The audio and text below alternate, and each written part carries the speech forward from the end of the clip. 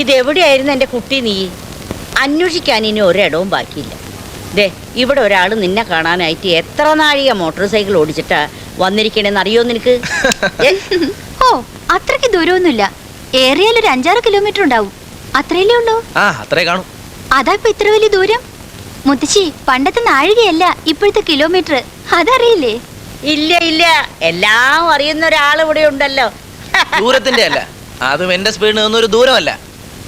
പണി ഒഴിഞ്ഞിട്ട് നേരം കിട്ടണ്ടേ? അതാ ഞാൻ ചോദിക്കണേ, എന്തിനാ ഇത്ര ചെറുപ്പത്തിലെ ഇത്രയ്ക്ക് കിടന്ന് അധ്വാനിക്കണേ?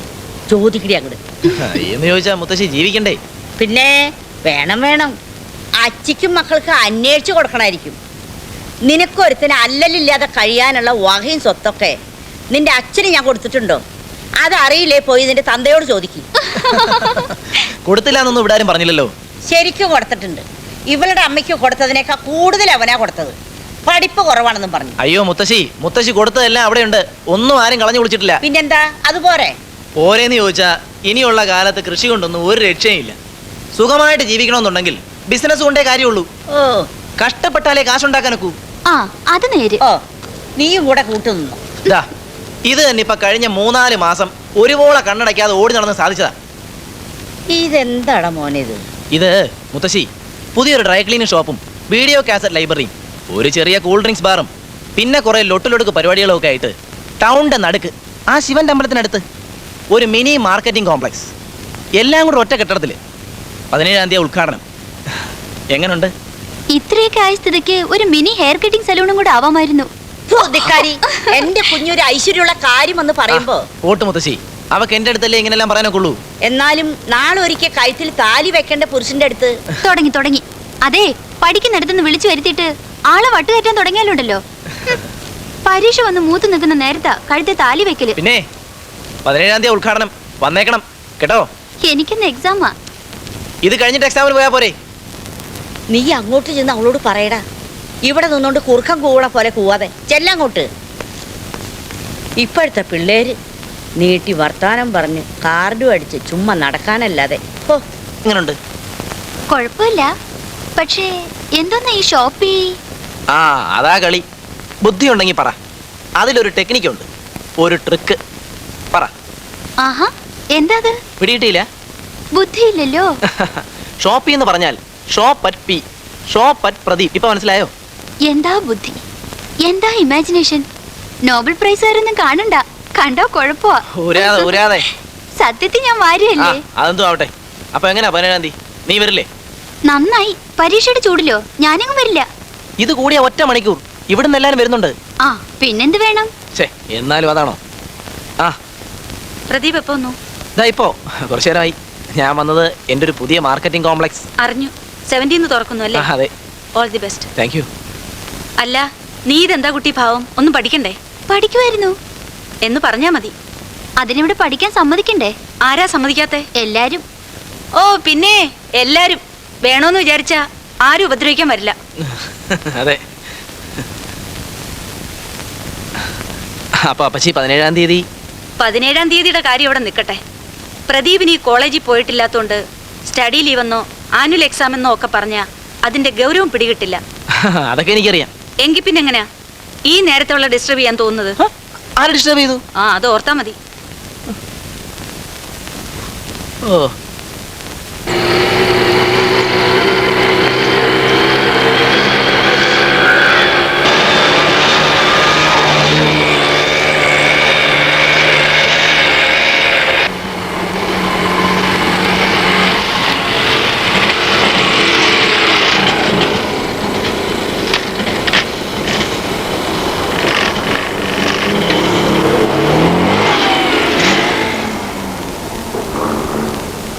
Hello uncle. Hello, good morning.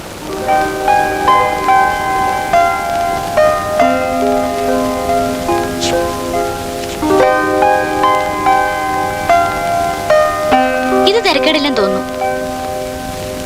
ഏയ്, ഇത് കൊള്ളൂല. വെറും തട്ടിപ്പാ. നമ്മുടെ ബുക്കുള്ള ലക്ഷണമൊന്നുമില്ല.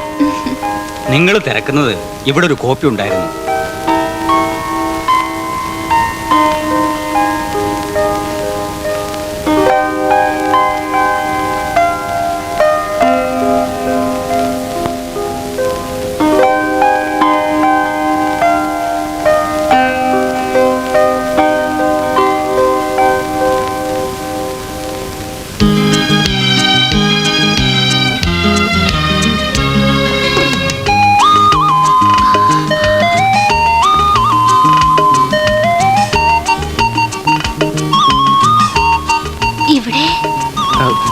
ഇവിടെ ഒരു ഗൈഡ് നോക്കാൻ വന്നതാണ്. കണ്ടോ, പച്ച കള്ളം.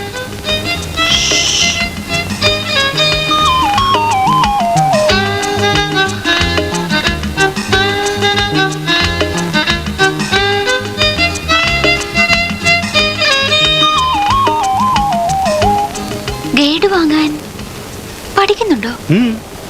എവിടെയാ പഠിക്കുന്നേ? ഞാന് പിന്നെ പോസ്റ്റൽ ട്യൂഷൻ. ഇതല്ലേ നോക്കിയത്? അതെ, ഇതെങ്ങനെ കിട്ടി? കിട്ടി. 3 ദിവസമാവുന്നു കണ്ടിട്ട്. എന്നെ പ്രതീക്ഷിച്ചോ? ആ,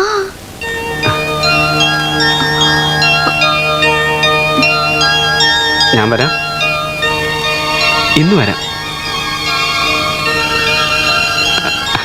അത് പറയാൻ കൂടിയാ ഇപ്പൊ ഇവിടെ. ഓ, സാധാരണ ഞങ്ങളിങ്ങനെ മുൻകൂട്ടി വന്ന് പറയാറൊന്നുമില്ല. പിന്നെ തോന്നുമ്പോ അങ്ങ് വരിക എന്നുള്ളതാ. എന്നിട്ട് തോന്നുമ്പോ പോവുകയും.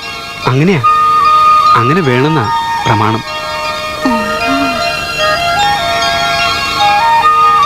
പക്ഷേ ഭാമയുടെ അടുത്താവുമ്പോ എല്ലാം തെറ്റുന്നു. നമ്മൾ നോക്കിയ ബുക്ക് കിട്ടി. എനിക്കും. ആഹാ, ഇത് തന്നെയാണല്ലോ. വേറൊരു ഗൈഡ് കിട്ടിയിട്ടുണ്ട്. ഇത് മതിയോ? വേണ്ട, ഞങ്ങൾക്ക് ഞങ്ങൾ നോക്കി തന്നെ കിട്ടി. 2 കോപ്പിയോ? അതിനിവിടെ ആകെ ഒറ്റ കോപ്പി ഉണ്ടായിരുന്നുള്ളല്ലോ.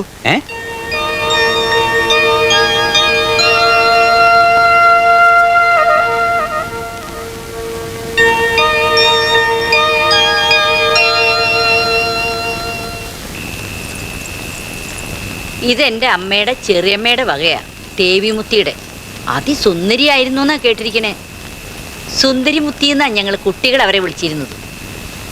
അങ്ങനെ വിളിച്ചോളുന്ന 80-ാം വയസ്സിൽ മൂപ്പത്തിരി ഓർഡർ.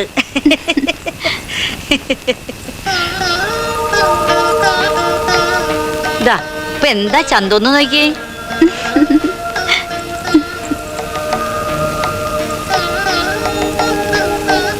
നിന്റെ ഈ മിടി ഇടുന്നതിന് ചേരില്ല. ഇതിന് വേണ്ടത് നല്ല 1.5 മുണ്ട്, നല്ല കിമ്പിളി കസുകാരിയുള്ള മുണ്ട്.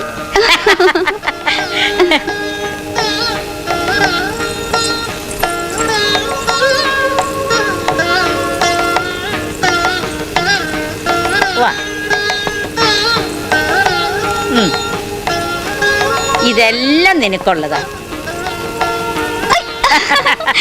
മുത്തശ്ശി പറയുന്ന പോലെ കേട്ടും അനുസരിച്ചും നടന്നാൽ 10 റാത്തില് സ്വർണം മുത്തശ്ശി നിന്റെ ശരീരത്തിലിടും.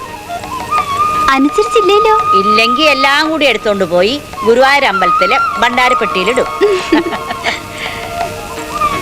നിന്റെ അച്ഛൻ ഇലക്ട്രിസിറ്റി എഞ്ചിനീയർ. 4 കൈ കൊണ്ട് കൈക്കൂലി വാങ്ങിച്ച ഇന്നിപ്പൊ ഇതുപോലെ ഒരെണ്ണം തീർപ്പിക്കാൻ പറ്റില്ല. ഹാ, എന്താ ചന്തം. ഇതേ ഇങ്ങനെ വയറിന്റെ മീതെ ഇടാനുള്ളതല്ല. ദേ ഇങ്ങനെ. ആ,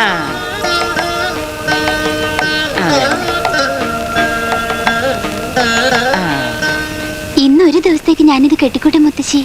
കാലത്ത് തിരിച്ചു തരാം. മോള് കെട്ടിക്കോ, തിരിച്ചു തരാനൊന്നും നിൽക്കണ്ട. മോളെടുത്തോ. Thank you. നിന്റെ അച്ഛൻ അറിയരുത്, അത് മാത്രമേ എനിക്ക് പേടിയുള്ളൂ. എന്താ അച്ഛൻ അറിഞ്ഞ? എടി, എൻ്റെ കയ്യിൽ ഇത്രയും സ്വർണ്ണം ഉണ്ടെന്ന് അറിഞ്ഞാൽ അങ്ങേരത് ഉടനെ ചെലവായിക്കാനുള്ള മാർഗം ആലോചിച്ചു തുടങ്ങും. നിനക്കറിയില്ല നിന്റെ അച്ഛനെ, ആള് മഹാശിമുട്ട. ഇത് നീയിട്ടോ, സ്ഥിരമായിട്ടിട്ടോ. ഇതും നീയിട്ടോ. ഇതും ഒന്നും നിന്റെ അച്ഛൻ കാണാൻ പാടില്ല. ഇന്ന് ഒരു രാത്രിയിലേക്ക്. അതിനിപ്പോ നീ എന്തിനാ എന്നോട് ചോദിക്കണേ? മോള് ചന്തക്കാരി ഏറ്റിട്ട് കിടന്നു. നല്ല മുത്തശ്ശി. അങ്ങ് തിരിച്ചു ചെല്ലുമ്പോ വഴക്ക് കിട്ടുന്ന മട്ടാണ്. നിയമം തെറ്റി നടക്കുന്നതിന്. നിയമമോ? അവിടെയുണ്ടോ നിയമങ്ങൾ? കൊള്ളാം, അതേ ഉള്ളൂ. നിയമങ്ങളുടെ 100 കുരുക്കുകളിൽ കുടുങ്ങിയാണ് ഓരോ ഗന്ധർവന്റെയും ഓരോ നിമിഷവും. അത് ചെയ്യരുത്, ഇത് ചെയ്യരുത്, അങ്ങനെ ചെയ്യണം, ഇങ്ങനെ ചെയ്യാം. സൂര്യന്റെയും ചന്ദ്രന്റെയും കാലടി വെപ്പുകൾ അളന്നു കൂട്ടിയിട്ട് വേണം അനങ്ങാൻ പോലും.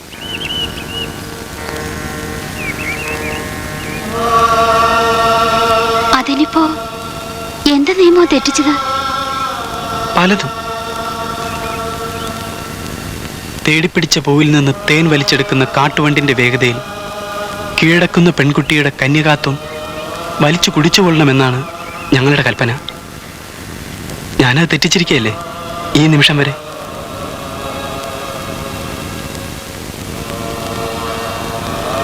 ഒരു പെണ്ണിനെ സ്നേഹിക്കാൻ, ഒരു പെണ്ണിന്റെ സ്നേഹം വാങ്ങാൻ അതിനൊന്നിനും ഞങ്ങൾക്ക് അവകാശമില്ല. ആദ്യ സ്പർശത്തിൽ തന്നെ മനുഷ്യ സ്ത്രീയെ കീഴടക്കിക്കൊള്ളണം. അടിമകളാക്കാം, ഇരകളാക്കാം.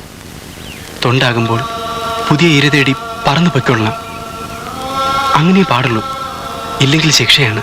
എന്താ ശിക്ഷ? അതൊക്കെ പറയാൻ തുടങ്ങിയാൽ ഇപ്പോഴൊന്നും അവസാനിക്കില്ല.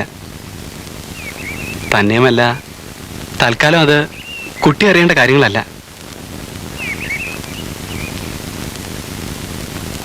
പുലരുന്നു. പുലർന്നോട്ടെ. പുലരുമ്പോ മുറിയിലുണ്ടാവണ്ടേ? വീട്ടിലെല്ലാവരും തിരക്കില്ലേ? തിരക്കട്ടെ. ഇപ്പൊ നമുക്ക് പോവാം. ഞാൻ പിന്നെ വന്നോളാം. വേണ്ട. വരണ്ടേ? നീ വരണ്ടെന്ന് പറഞ്ഞാൽ ഞാൻ വരാതിരിക്കും എന്ന് ഞാൻ പറഞ്ഞില്ലല്ലോ. പറഞ്ഞോ? ഇല്ല. പിന്നെ എന്തിനീ പിണക്കം? ആരെങ്കിലും കണ്ടാൽ ഉടനെ എന്തിനാ ഇങ്ങനെ ഓടിപ്പോന്നത്? ഒരു കള്ളനെ പോലെ എന്നോടൊന്ന് പറയുക പോലും ചെയ്യാതെ പെട്ടെന്ന് അങ്ങ് ഓടിപ്പോന്നതാ എനിക്ക് പിടിക്കാത്തത്. കുട്ടിയല്ലാതെ വേറൊരാളെന്നെ കണ്ടാൽ? കണ്ടാൽ എന്താ കുഴപ്പം? ഇതുപോലെ കണ്ടാൽ ഒരു ദോഷവും ഇല്ല. ആരാണെന്ന് ചോദിച്ചാൽ? എന്റെ ഫ്രണ്ട് ആണെന്ന് പറയും, ഇല്ലേ കസിനാന്ന് പറയും. അതുകൊണ്ട് പ്രശ്നങ്ങൾ ഉണ്ടായില്ലേ? അത് ഞാൻ നോക്കിയോളാം. എങ്കിൽ ഇനി അങ്ങനെ ഓടിപ്പോയില്ല. സത്യം? സത്യം.